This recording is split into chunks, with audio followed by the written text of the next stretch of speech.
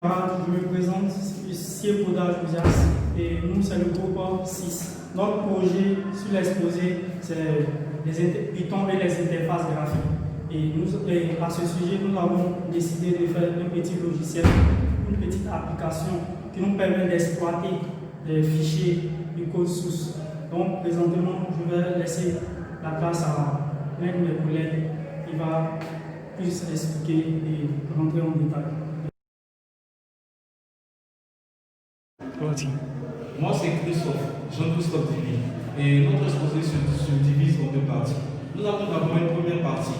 Là, on va parler de l'interface graphique. On va d'abord définir l'interface graphique. Et en second plan, on va parler de Python et les modules de l'interface graphique. Merci. Bonne suite. L'interface graphique désigne la manière dont est présenté un logiciel à l'écran pour l'utilisateur. C'est le positionnement des éléments, menus, boutons, fonctionnalités dans la fenêtre. Une interface graphique bien conçue est utilisée afin que l'utilisateur la comprenne tout de suite.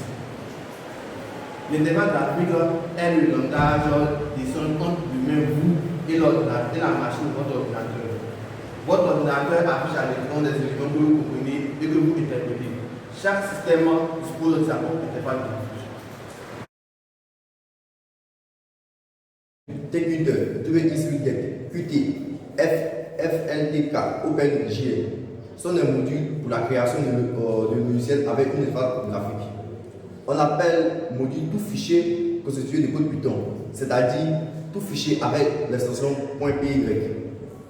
Importé dans un fichier ou script, les modules permettent la séparation et la meilleure organisation du code.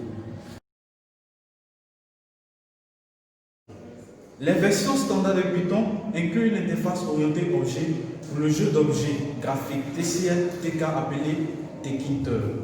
C'est probablement le plus facile à installer et à utiliser puisqu'elle est incluse avec la plupart des distributions binaires de Python. Des clients sont disponibles sur un certain nombre de langages, y compris Python. DoveX Python est le portage Python de DoveXWidget, bien qu'il soit légèrement en retard sur les versions officielles de DoveXWidget.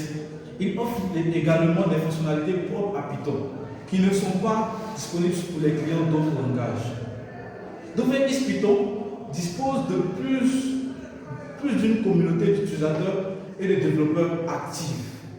Il faut dire que DoveX Python et DoveXWidget sont tous deux des logiciels libres, open source, avec des licences permissives qui permettent leur utilisation dans des produits commerciaux, ainsi que dans des logiciels gratuits ou contributifs.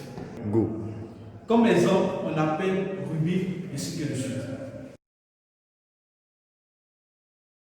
Ainsi dit, comme présenté par mes prédécesseurs, nous avons illustré tout ce que nous avons dit à travers un exercice. L'exercice consiste à quoi?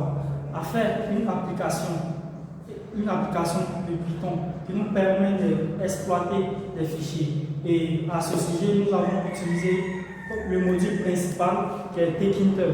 Et à côté de Tkinter, nous avons utilisé FileDialog qui fait partie de Tkinter.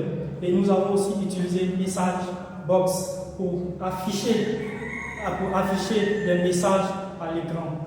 Et après cela, nous avons fait un menu pour présenter notre travail.